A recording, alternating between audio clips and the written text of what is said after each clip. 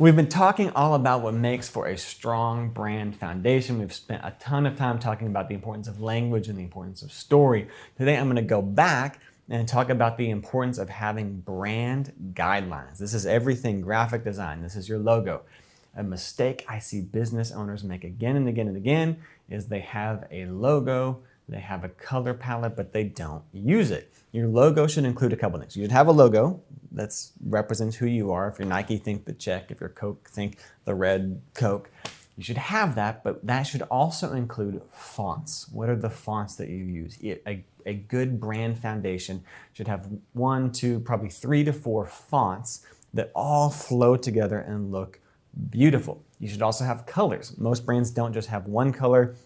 They have anywhere between 1 to 4 or 5 colors, and those should go together in a cohesive, beautiful way.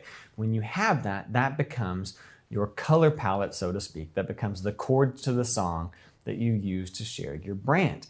Don't stray from those. I think a mistake I see business owners make is they have a logo, they have a color palette, they have fonts, but when you look at their social media, it's all over the place. It's crazy inconsistent.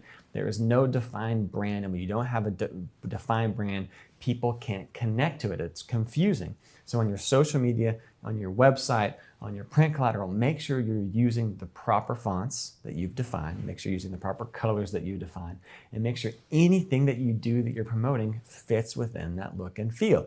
If you start straying, if your logo and colors are green and blue, but you do a pink poster, that's very confusing to an audience. That's not visually appealing. You need a brand foundation with brand guidelines.